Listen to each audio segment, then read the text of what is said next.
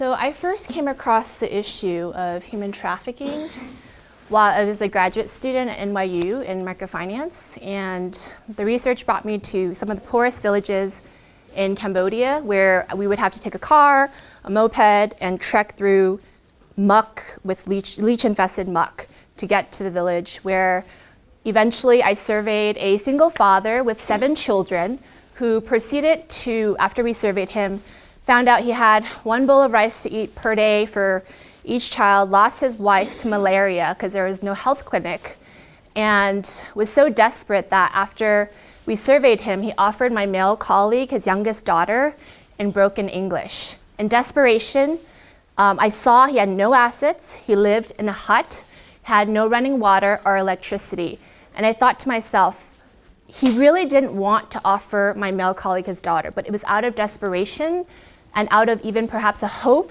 that we were Americans and that we would be able to care for his young daughter.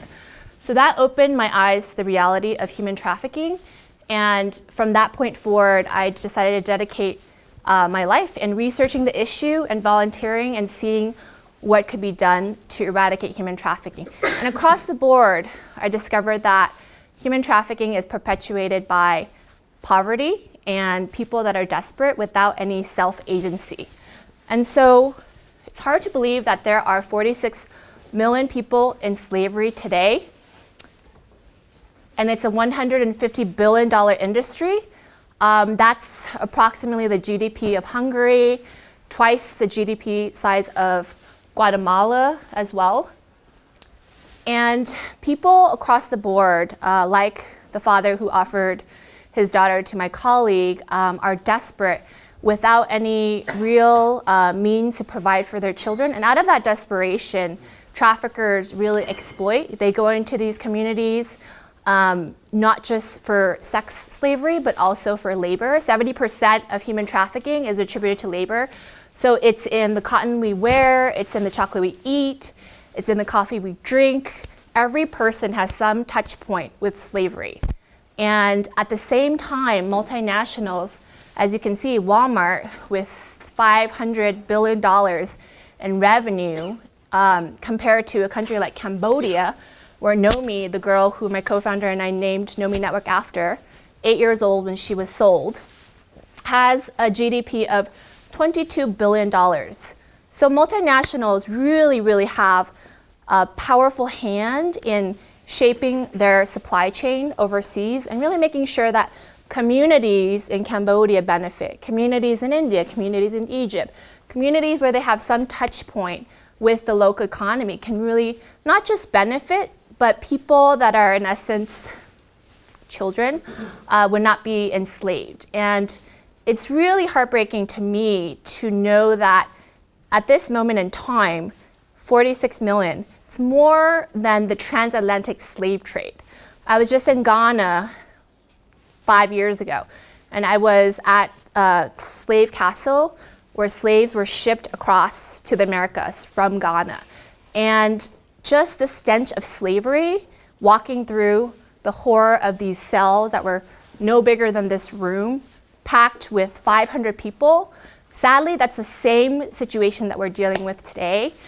And that's why really we have to focus on interventions that meet people and help communities that are vulnerable have access to opportunity, have access to their first job, and make sure that the generational cycle of slavery is cut off.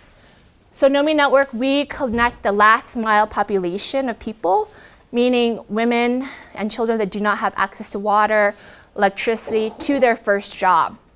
Recently, we were featured by Women's Wear Daily, which is like the Bible of fashion, for our partnership with Fossil, in which Fossil hosted a field trip for our survivor entrepreneurs in Cambodia. So these women and a few men have never left the country, but now they have access to all the various departments in Fossil HQ, and really there's a transfer of knowledge, transfer of entrepreneurship, and transfer of ability for them to create jobs in their communities as well. Some of the people that we've served have been on the brink of death, from HIV to tuberculosis, and helping them secure their first job has been a passion of my co-founder and mine. And we have 7 training sites in rural India and 1 fashion school and incubator in Cambodia that we serve 46 different anti-trafficking organizations and CBOs. And so our approach is really to focus on trafficking hotspot areas. This is a red light district. It's right across the street from our office in Siliguri, where we provide women with 12-month training, women that are illiterate, have major barriers to work, for example, have been trafficked or abused by spouses or forced into labor trafficking as well. We help them go through the process of building their self-confidence, critical thinking, problem solving, up until a point where they have the ability to concentrate and focus on a technical skill. So in India, we focus on different growth sectors, hospitality, food, agriculture, manufacturing as well, and place them into those jobs with Marriott hotels and other chains. So this is, in a nutshell, is our approach, and really the value is helping women get their first job so that they can also save. And studies show that when women earn $1, they invest 70 cents, whereas men typically in the rural setting invest 30 cents. So according to McKinsey, if we were to have a more equal female work participation rate, trillions of dollars would be released into the economy. India alone, $770 billion. India, sadly, the work participation rate among women is dropping 35% to 25%. So it's actually declining, which actually is horrifying to me. So some examples are Najimun, who is a survivor, couldn't even sign her name, and now is earning 500 times more in her village by opening a poultry business that she started after completing Nomi's training. And then also Rashan, who adoption is a very foreign concept in rural India where women are making less than 75 cents per day. And so Rashan, she adopted a teenage survivor's daughter. After completing our program, the teenage survivor unfortunately went back to her pimp in Nepal and left her daughter at our office in Bihar. And so Rashan ended up adopting her daughter, and before the teenage survivor left, she named her daughter Nomi after Nomi Network. So this is just some of the ripple effect. And engaging the private sector is key. Besides our manufacturing arm, we have products that are sold to Sephora. So Sephora in San Francisco is one of our large partners. They source cosmetic cases from us. And also, in terms of Vodafone, we're excited to exceed our training program of serving 3,000 women and training 100,000 women in the next few years, and eventually millions of women across Asia to Africa to also the United States. And we really believe it's important because when you put $1 in the woman's hand, you really see a ripple effect. You see not only her children benefiting, her children going to school, but also her community. And in the case of India, women are banding together and really pushing against very oppressive patriarchal systems in India that really keep women down, and they have no rights to file reports of rape, to file reports of abuse. But thankfully, really mobilizing people from the ground up, we're seeing such a ripple effect. And so this is the app that we're building with Vodafone, which I'm very excited about. We're in the pre-design thinking phase, so we have all of our critical features for those that you that know are in that space. And we're looking forward to rolling it out this year, piloting it in India, and then eventually, hopefully, the rest of Asia. So opportunities to get involved. My co-founder and I, we started as volunteers. My background is business consulting, hers is fashion. And so we've been really able to mobilize a network of our friends really in New York to volunteer their time and talent. And now, thankfully, with the Department of State, 2012, we were able to hire staff. And so now we're a staff of 80. But we always need volunteers, especially brilliant people in the tech space. So if you're interested in volunteering, there are some sign-up sheets.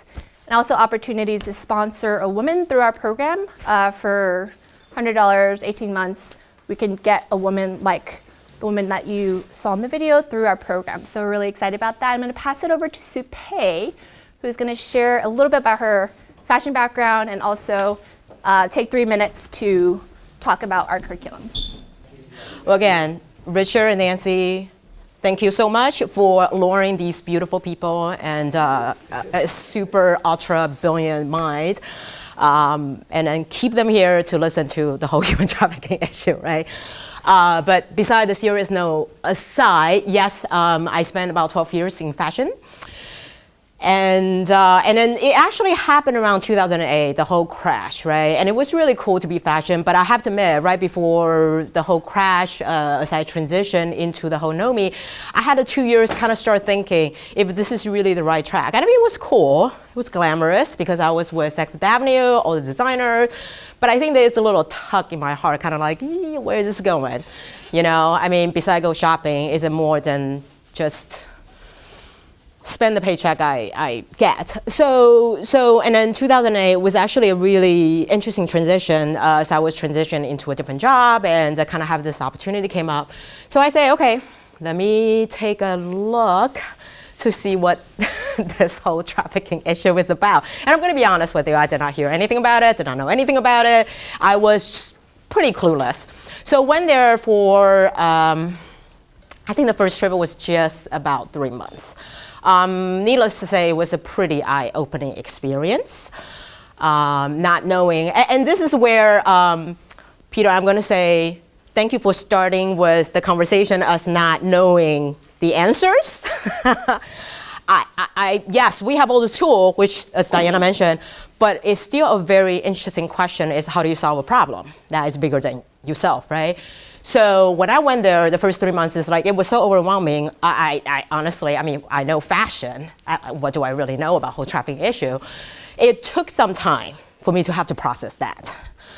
So along the way, we were very blessed. So we got actually opportunity to financial support to actually launch our program in India.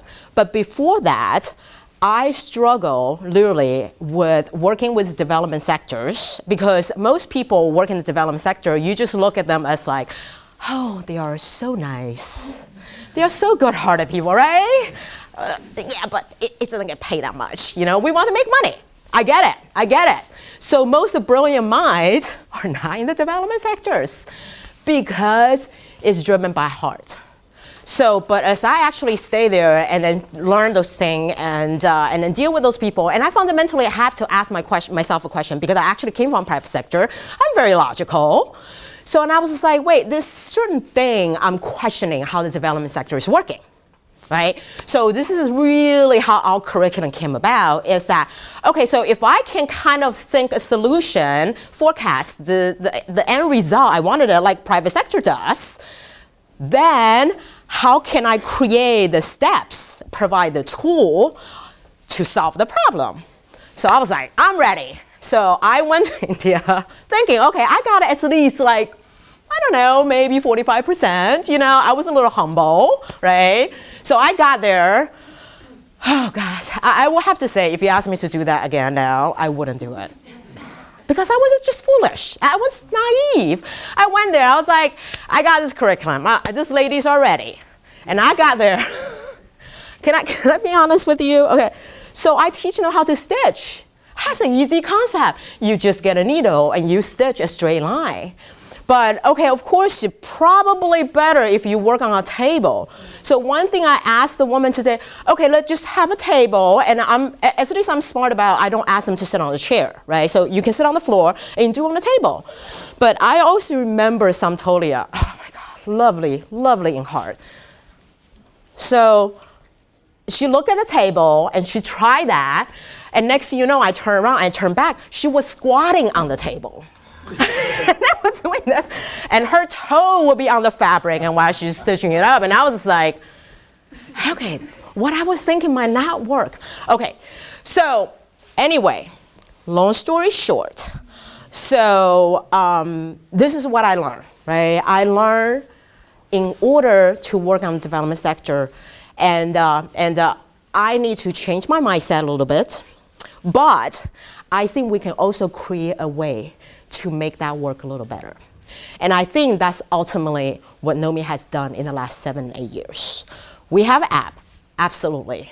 But I like to, again, go back to Peter's question, and I really would like to talk to him after because we can actually help to answer those 4 questions better.